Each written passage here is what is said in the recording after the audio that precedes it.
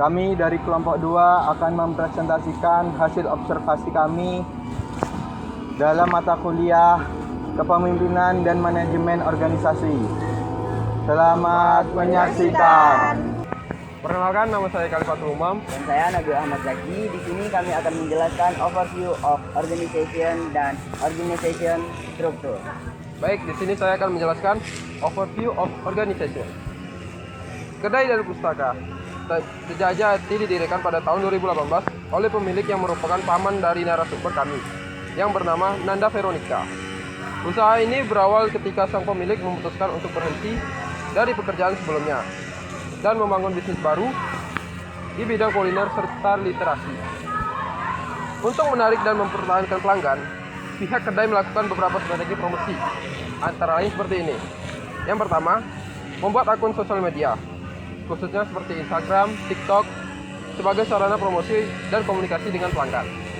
Yang kedua, menyebarkan brosur untuk memberikan informasi terkait jam operasional kedai tersebut, serta promo, kegiatan atau renovasi yang dilakukan di kedai.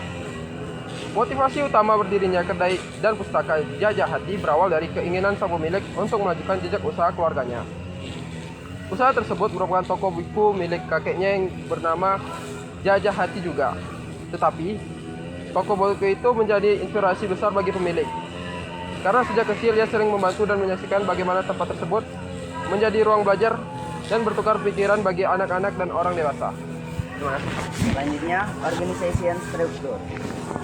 Struktur organisasi kedai dan pustaka Jajah Hati bersifat sederhana karena usahanya yang berskala kecil dan dikelola oleh secara kekeluargaan. Top level manager. Sebagai pemilik atau owner yang bernama Nanda Veronica bertanggung jawab atas seluruh aktivitas usaha mulai dari perencanaan, pengawasan, hingga pengambilan keputusan utama. Selanjutnya, middle of manager. Yang berperan sebagai manajer bernama Syamsul Fadri Oktario. Bertanggung jawab mengawasi operasional harian agar berjalan lancar. Dan terakhir, lower manager. Sebagai staf dan pegawai bernama Pinto Primadana. Bertanggung jawab menerima pelanggan, menerima pesanan minuman makanan, serta mengoperasikan kasir dan memastikan kenyamanan pelanggan saat berada di. Perkenalkan, nama saya Nabila Sabita. Perkenalkan, nama saya Dewi Putriarasati. Di sini kami akan menjelaskan tentang visi dan misi didirikannya Cahaya Hati. Yang pertama ada visi, yaitu membangun kebersamaan dan menciptakan suasana nyaman bagi pelanggan. Selain itu, bukan hanya sebagai tempat menikmati kopi, tetapi juga ruang untuk bersantai, berbagi cerita, dan menambah wawasan melalui buku bacaan. Misi 1. Menyajikan makanan dan minuman berkualitas dengan ciri rasa yang khas. 2. Menyediakan tempat yang nyaman dan menarik. 3. Yaitu menumbuhkan minat baca dari masyarakat. 4. Memberikan pelayanan yang ramah dan berkesan. Terima kasih. Perkenalkan, nama saya Denny Nuryansyah. Perkenalkan, nama saya Dinus Kalusni. Di sini kami akan menjelaskan tujuan dan lingkungan yang ada di kedai dari Cahaya Hati. Untuk dari tujuan dari Cahaya Hati adalah pertama, menciptakan ruang interaksi positif, yakni menyediakan lingkungan yang mendorong hubungan baik antara pelanggan dan komunitas sekitar melalui kegiatan bersama. Kedua, promosi budaya membaca, yakni meningkatkan minat dan semangat pelanggan untuk membaca buku selama kunjungan, sehingga membentuk kebiasaan membaca yang berkelanjutan.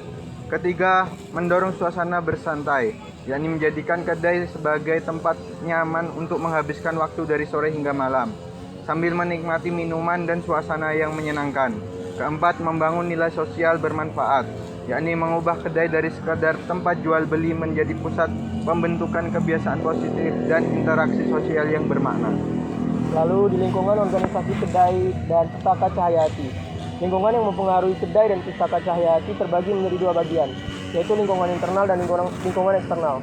Yang pertama, lingkungan internal, yaitu kekuatannya konsep unik yang memadukan kedai kopi dan ruang baca, suasana nyaman, layanan ramah, dan harga terjangkau. Lalu di kelemahan, yakni pegawai terbatas, koleksi buku masih sedikit, dan promosi yang masih belum maksimal. Lalu 2, lingkungan eksternal, yaitu peluangnya meningkatnya minat terhadap tempat nongkrong edukatif serta peluang kerjasama dengan komunitas, sekolah, dan kampus. Ancamannya yaitu persaingan dengan kedai serupa dan perubahan tren pelanggan yang cepat. Perkenalkan, nama saya Rafael Farezi. Perkenalkan, nama saya Asifa Fatia Kaila. Perkenalkan, nama saya Nara Mania Diosmanti. Di sini kami akan menjelaskan tentang faktor internal dan faktor eksternal. Faktor internalnya yaitu tren. 1. Konsep unik menggabungkan kedai kopi dan ruang baca. 2. Suasana nyaman dan pelayanan ramah. 3. Lokasi strategis. 4. Harga terjangkau bagi pelajar dan masyarakat sekitar. Selanjutnya yaitu ada weakness, yaitu 1. Pegawai terbatas.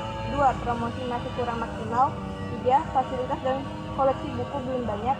4. Pengunjung menurun saat cuaca buruk. Faktor eksternalnya, pertama opportunity, peluang menambah menu dan koleksi baru. Kedua, promosi digital bisa memperluas jangkauan pelanggan. 3. Potensi kerja sama dengan komunitas literasi. 4. Tren nongkrong dan minum kopi meningkat. Kedua, trade. Pertama, persaingan antar kedai kopi tinggi, selera pelanggan cepat berubah, aktivitas kedai terganggu oleh cuaca. Baiklah, selanjutnya adalah strategi SO. Yang pertama adalah mengoptimalkan konsep kedai baca untuk menarik pelajar dan komunitas literasi. Yang kedua, memanfaatkan media sosial seperti Instagram, TikTok untuk promosi rutin. Yang ketiga, menawarkan promo spesial bagi pelanggan. Lanjut, ada strategi WO. Yang pertama, menambahkan koleksi buku dan menu baru untuk menarik minat pelanggan. Yang kedua adalah melatih pegawai agar pelayanan lebih cepat dan efisien. Yang ketiga adalah meningkatkan promosi melalui media sosial agar lebih dikenal luas. Selanjutnya ada strategi ST, yaitu yang pertama menciptakan menu khas atau signature yang tidak dimiliki oleh kedai lain. Yang kedua, menyediakan layanan take away atau delivery saat cuaca tidak mendukung. Yang ketiga, menonjolkan suasana nyaman dan konsep literasi sebagai ciri khas agar beda dari pesaing. Yang berikutnya adalah strategi WT, menambahkan jumlah pegawai pada saat jam ramai. Yang kedua, meningkatkan fasilitas seperti bangku, rak, buku, kipas, dan pencahayaan agar lebih menarik, dan mengatur keuangan lebih efisien agar siap menghadapi penurunan pengunjung. Baiklah, itulah presentasi dari kami. Terima kasih. Assalamualaikum warahmatullahi wabarakatuh.